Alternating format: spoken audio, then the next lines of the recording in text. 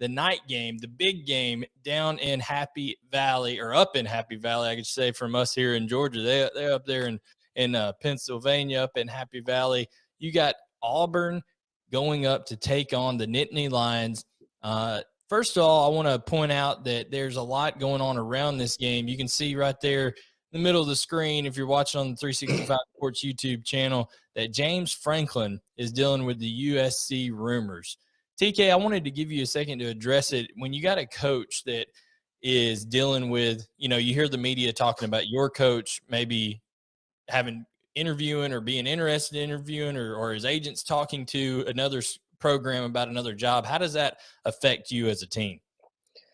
Well, I was fortunate enough to have a great coach in Coach Rick that had the opportunity to go other places.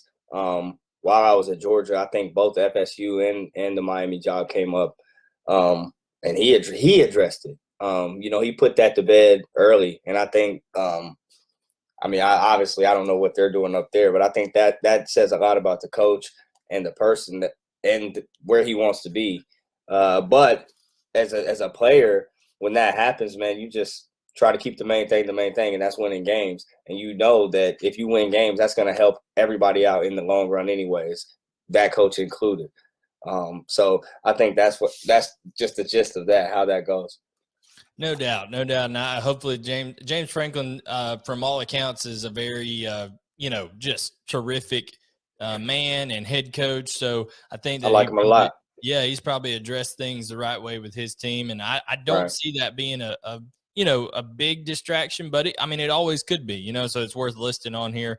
Penn State, that defense, they faced a tough Wisconsin team early on with Graham Mertz, definitely as tough a competition as you're going to see, in the Big Ten up there. Graham Mertz is a good quarterback, but they forced 5 turnovers in 2 games.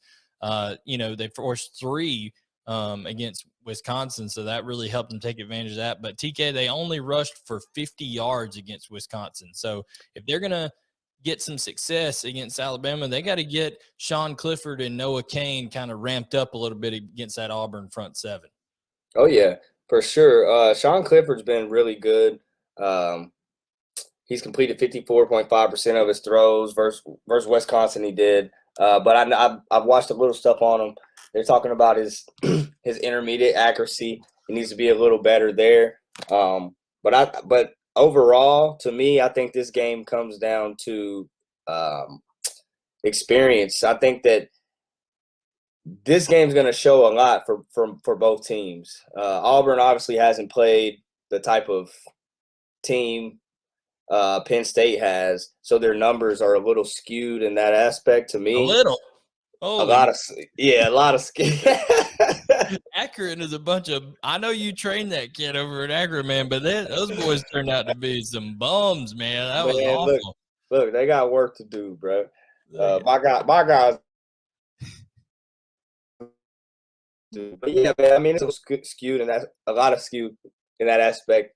But I think that they're growing right now. I think that what you're seeing, I feel watching tape, I feel like I'm seeing a different Bo Nix. Yeah. I feel like Coach Bobo, obviously love that dude. I talk about him a lot, but I feel like he's great at cultivating quarterbacks. He's a quarterback savant. He's really good at cultivating quarterbacks. And I think that what you're seeing out of Bo Nix is a kid that's learning a new system and finding a system and believing in a coach that believes in him, one, but has a coach that can put him in situations to succeed. And that's what he's doing.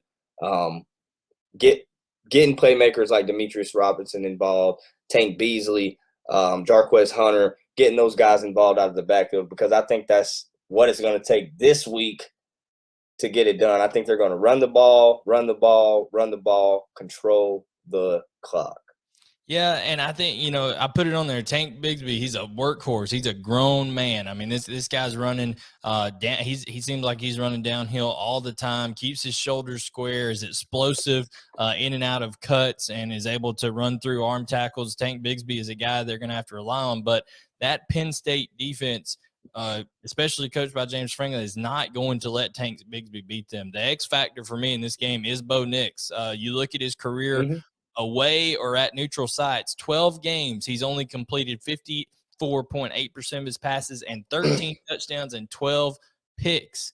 So Bo Nix does not play well away from the Plains. And my only question is, TK, new system, it's not really been stressed, right? And now you're going to have to deal with the communication elements, because people don't understand, TK, especially when you're playing in a pro-style system. There's mic identifications in the run game. There's pass protection adjustments that either Bo Nix or his center are going to have to be making during the game. There's side adjustments by the receivers. There's, alerts, like you said, on corner blitzes, and all of this stuff is intricate in a Mike Bobo offense.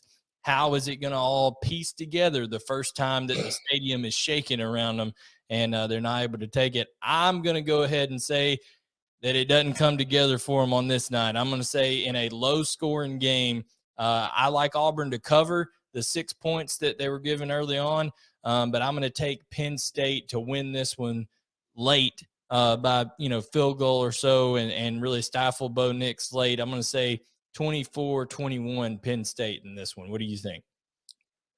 I might be right there with you. I'd love to see Auburn go up there and get it done, but you said it, dude. Honestly, I mean, his stats on the road are terrible, but I think he is better than he was last year. I think he is progressing.